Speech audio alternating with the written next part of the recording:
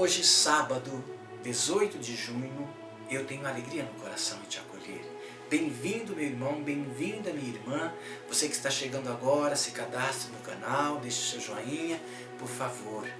A alegria de hoje, sábado, trazer Maria Santíssima na nossa companhia para rezarmos juntos. A alegria de, neste dia, levar também o seu nome para o altar e pedir a Deus por intercessão de Maria Santíssima, ela que está mais perto do seu Filho Jesus, ela que intercede por cada um de nós.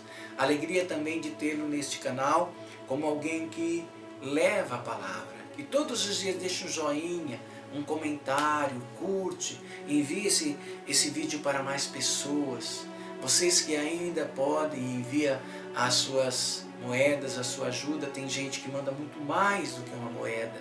Eu sempre digo assim, primeiro pense na tua família, primeiro pense na tua comunidade onde você congrega, onde você vive a sua fé, o dízimo, a oferta, enfim, uma ajuda a um pobre na rua, tudo isso é de Deus. Se no fundo de tudo isso você pode, a gente agradece, mas diria, não vá fazer sacrifícios de coisas que talvez seja, eu não sei o que é mais importante, porque evangelizar Jesus mandou, levar o evangelho, mas nós precisamos ter essa sensibilidade de ver aonde é que mais precisa e naquela hora a gente estar presente, Mas eu agradeço por tudo que vocês fazem aqui no canal. Se não fosse por vocês, a gente talvez não estaria nem no ar. Vamos ouvir então nesse momento a Santa Palavra. Primeira leitura. Leitura do segundo livro das Crônicas. Depois da morte de Joiada, os chefes de Judá vieram prostrar-se diante do rei Joás, que, atraído por suas lisonjas, se deixou levar por eles. Os chefes de Judá abandonaram o templo do Senhor, o Deus de seus pais, e prestaram culto a troncos sagrados e a imagens esculpidas, atraindo a ira divina sobre Judá e Jerusalém, por causa desse crime. O Senhor mandou-lhes profetas para que se convertessem a Ele. Porém, por mais que estes protestassem, não lhes queriam dar ouvidos. Então o Espírito de Deus apoderou-se de Zacarias, filho do sacerdote Joiada, e ele apresentou-se ao povo e disse: Assim fala Deus, por que transgredis os preceitos do Senhor?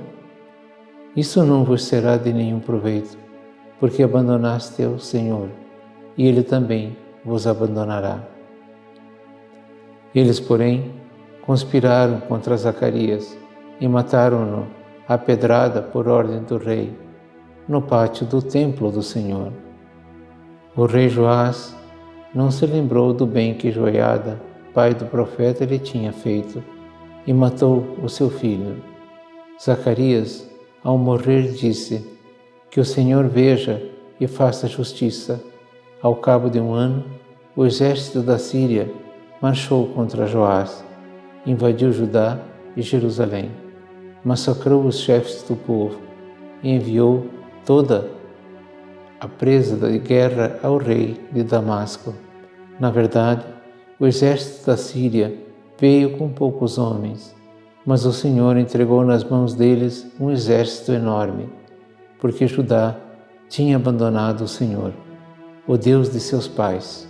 Assim, os sírios fizeram justiça contra Joás, quando eles se retiraram, deixando-o gravemente enfermo. Seus homens conspiraram contra ele para vingar o filho do sacerdote Joiada, e mataram-no em seu leito, e ele respondeu e foi sepultado na cidade de Davi, mas não no sepulcro dos reis. Palavra do Senhor. Salmo. Guardarei eternamente para ele a minha graça. Eu firmei uma aliança com meu servo, meu eleito, e eu fiz um juramento a Davi, meu servidor. Para sempre no teu trono firmarei tua linhagem, de geração em geração garantirei o teu reinado. Guardarei eternamente para ele a minha graça. Guardarei eternamente para ele a minha graça, e com ele firmarei minha aliança indissolúvel, Pelo século sem fim conservarei sua descendência, e o seu trono, tanto tempo quanto os céus, há de durar. Guardarei eternamente para ele a minha graça. Se seus filhos porventura abandonarem minha lei e deixarem de andar pelos caminhos da aliança, se pecando violarem minhas justas prescrições e se não obedecerem aos meus santos mandamentos, guardarei eternamente para ele a minha graça. Eu então castigarei os seus crimes com a vara, com açoites e flagelos, punirei as suas culpas, mas não hei de retirar-lhes minha graça e meu favor, e nem hei de renegar o juramento que lhes fiz. Guardarei eternamente para ele a minha graça. Evangelho.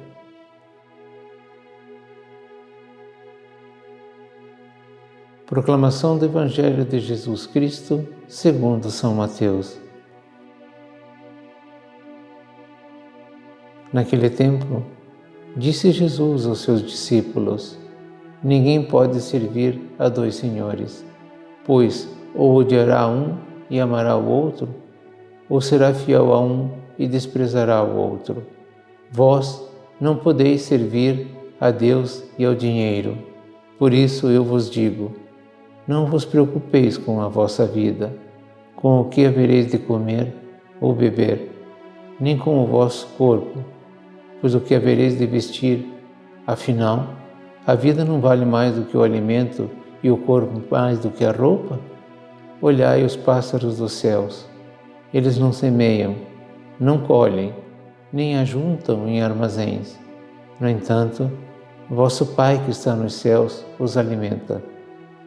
Vós não valeis mais do que os pássaros? Quem de vós pôde prolongar a duração da própria vida só pelo fato de se preocupar com isso? E por isso que ficais preocupados com a roupa? Olhai como crescem os lírios do campo. Eles não trabalham, nem fiam. Porém, eu vos digo, nem o rei Salomão, em toda a sua glória, jamais se vestiu como um deles. Ora, se Deus veste assim a erva do campo, que hoje existe e amanhã é queimada no forno, não fará Ele muito mais por vós, gente de pouca fé? Portanto, não vos preocupeis dizendo, o que vamos comer? O que vamos beber? Como vamos nos vestir? Os pagãos é que procuram essas coisas. Vosso Pai que está nos céus sabe que precisais de tudo isso. Pelo contrário, buscai em primeiro lugar o reino de Deus e a sua justiça, e todas estas coisas vos serão dadas por acréscimo. Portanto, não vos preocupeis com o dia de amanhã, pois o dia de amanhã terá suas preocupações. Para cada dia bastam seus próprios problemas. Palavra da salvação. Muito bem, eu queria provocá-los um pouquinho. E até me provocar também, eu diria. Porque a gente é humano igual, né? Como padre a gente não é diferente de ninguém. A gente tem mais obrigações, deveres, mas a gente é humano também. E como entender, eu diria, como entender nos dias de hoje, num contexto, se a gente não tem uma profundidade a mais, essa palavra de Jesus. Não vos preocupeis com o que comer, com o que beber, com o que vestir. Em primeira instância, parece que Jesus está com um discurso furado, não é verdade? Cruza os braços, amanhã vai ser amanhã, é outro dia. Parece uma ironia, parece um descaso. Num mundo tão difícil em que nós vivemos, e ouvir esta palavra parece uma ironia.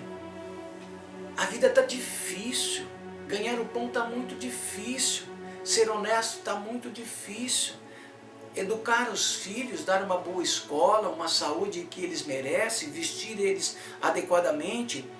Hoje um pai com 2 filhos está pisando miudinho, suando grosso para poder cuidar dos filhos. Você sabe do que eu estou falando. Outrora era mais fácil. Meu pai foi pai de 15, criou 11, nunca nos faltou nada. Mas é muito importante que a gente adentre de novo numa raiz de uma questão que Jesus está a falar. Quando ele está dizendo, não vos preocupeis com o que comer, com o que vestir, ou seja, não coloque em primeiro lugar essa instância. Não coloque os bens materiais à frente.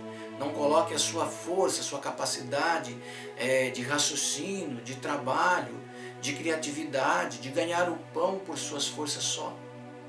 Mas coloque essa força aonde ela é e ela existe de fato. Em quem? Nas mãos de Deus. Quem é capaz de garantir que amanhã vai se manter em pé e vivo? Nós não somos capazes. Então, por mais que o ser humano seja eficiente, eximiamente eficiente, ele ainda não pode garantir isto. Então, Jesus está a combater algo mais forte. Aí ele diz e clareia: ninguém pode servir a dois senhores. Ou vai servir a um e desagradar o outro, ou agrada o outro e desagrada o outro. Não tem jeito de servir a dois senhores. Ou seja, não tem jeito de um pé no mundo e um pé na graça de Deus. É preciso discernir, é preciso tomar norte, tomar rumo, tomar caminho. E se o mundo entendesse esse projeto de Jesus, né, esse projeto de Deus, vida e vida em abundância para todos, nós não teríamos catástrofes como nós temos, de pessoas morrerem de fome. Em pleno século XXI tem gente morrendo de fome. Quantas pessoas passando fome, quantas pessoas morrendo nas filas dos hospitais, etc. E ainda nós temos no nosso país, né, ainda muitas coisas boas, mas mesmo assim ainda temos muito que melhorar. Por que isso acontece? A gente tem que perguntar, e algumas pessoas não querem ouvir, muitas outras esperam ouvir, e algumas se fazem de desentendidas, não querem se envolver. É um pecado também. Então, o mal parece estar, quando Jesus está falando aqui, quando o ser humano desvia de Deus e põe a sua segurança na ganância, no poder, na posse, no ter. Tira o centro, o nome Deus, e põe o nome mercado. Mais do que mercado, dinheiro, poder, status, fama. E isso é um perigo, porque para que alguns tenham tudo isso, todos os outros ou muitos outros passam por necessidade. Se alguém está passando fome, eu não acredito que foi por desleixo dele tão somente. É claro que a gente tem que ter um olho clínico, um olhar, né, muito contemplativo de um todo da história. Tem gente que não se esforça, tem gente que se esforça muito, mas ainda assim não legitima, ainda assim não justifica. Quer ver uma coisa?